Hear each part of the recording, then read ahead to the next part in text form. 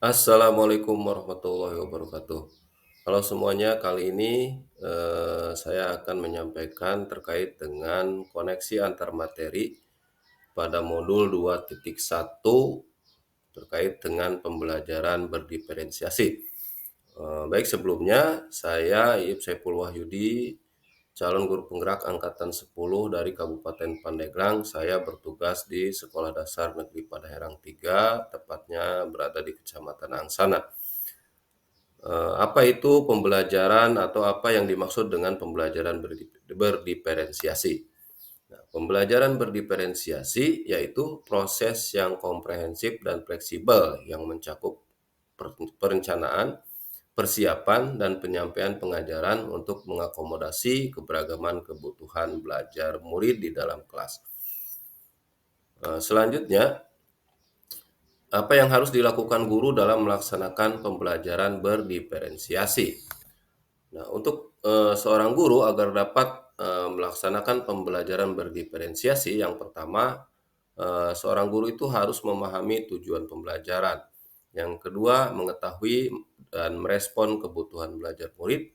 Yang ketiga, melaksanakan asesmen berkelanjutan. Yang keempat, menciptakan lingkungan belajar yang menyenangkan bagi murid. Yang kelima, manajemen kelas yang efektif. Nah, apa saja yang berkaitan atau yang dimaksud dengan kebutuhan belajar murid? Nah, ada 3 aspek kebutuhan belajar murid, yaitu ada kesiapan belajar murid, ada minat murid, dan profil belajar murid. Nah, selanjutnya, yang dimaksud dengan kesiapan belajar murid. Nah, apa yang dimaksud dengan kesiapan belajar murid? Kesiapan belajar murid yaitu sejauh mana tingkat pemahaman atau keterampilan murid pada proses pembelajaran sebelumnya. Nah, untuk mengetahui tingkat pemahaman dan keterampilan awal murid, guru diharuskan melakukan asesmen awal agar dapat memetakan kebutuhan belajar. Berikutnya ada minat murid. Yang dimaksud dengan minat murid sebagaimana disampaikan oleh Tomlinson tahun 2001, minat adalah salah satu motivator penting bagi murid untuk terlibat aktif dalam proses pembelajaran. Jadi setiap murid dilahirkan dari keluarga, lingkungan, dan kodrat yang berbeda. Oleh karena itu, sudah dapat dipastikan bahwa setiap murid memiliki minat yang berbeda dan beragam. Tentunya kita ketika mengampu salah satu kelas dengan jumlah murid yang banyak, nah dari sekian banyak jumlah murid itu akan memiliki minat yang berbeda-beda. Kita lanjutkan ke profil belajar murid. Nah, profil belajar murid ini juga berbeda-beda berdasarkan lingkungan yang pertama, terus berdasarkan budaya, gaya belajar, dan ada juga berdasarkan potensi atau bakat bawaan. Selain yang 4 ini juga tidak menutup kemungkinan ada faktor-faktor yang lain yang membentuk profil belajar seorang murid. Nah, beberapa cara yang dapat dilakukan guru dalam mengidentifikasi kebutuhan belajar murid. Nah, selain yang sudah disampaikan tadi di awal, ada asesmen awal. Asesmen awal itu bisa asesmen di awal pelajaran atau di awal semester atau di awal tahun ajaran. Nah, di sini disampaikan juga, nah untuk mengidentifikasi kebutuhan belajar murid, guru dapat melakukan yang pertama menggunakan berbagai asesmen. Yang kedua, mengidentifikasi pengetahuan awal.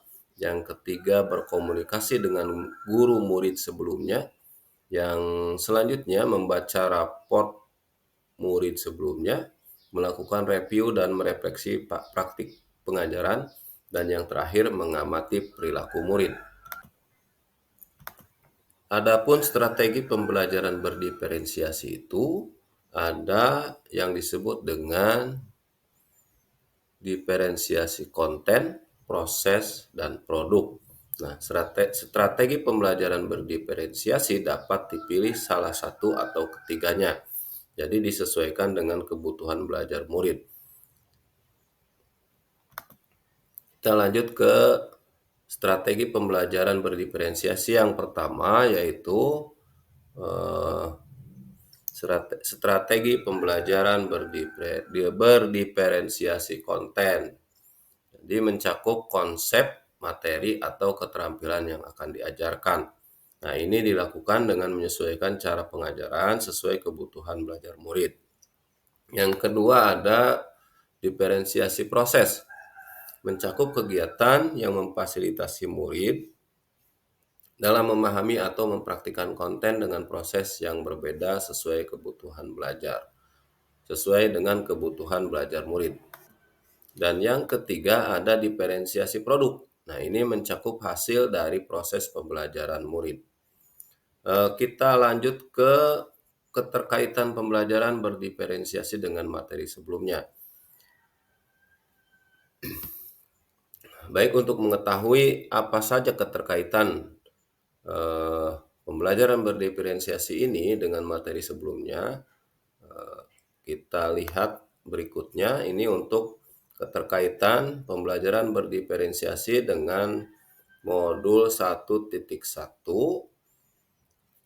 Di sini pembelajaran berdiferensiasi untuk memenuhi kebutuhan belajar murid sesuai dengan kodrat alam dan kodrat zaman. Selanjutnya, keterkaitan modul pembelajaran berdiferensiasi dengan modul 1.2 tentang nilai dan peran guru penggerak. Jadi dengan melakukan pembelajaran berdiferensiasi sejatinya dapat mewujudkan nilai dan peran guru penggerak. Berikutnya, keterkaitan antara pembelajaran berdiferensiasi dengan modul 1.3 tentang ketercapaian visi guru penggerak. Jadi pembelajaran berdiferensiasi akan menjadi salah satu faktor pendukung untuk ketercapaian visi dari seorang guru penggerak. Dan yang terakhir, keterkaitan pembelajaran berdiferensiasi dengan modul 1.4 tentang budaya positif. Adapun keterkaitan pembelajaran berdiferensiasi dengan budaya positif, yaitu pembelajaran berdiferensiasi yang dilaksanakan secara optimal akan menumbuhkan nilai-nilai kebajikan dan menumbuhkan budaya positif bagi murid. Nah, mungkin itu terkait dengan koneksi antar materi pada modul 2.1 tentang pembelajaran berdiferensiasi. Terima kasih atas perhatiannya. Assalamualaikum warahmatullahi wabarakatuh.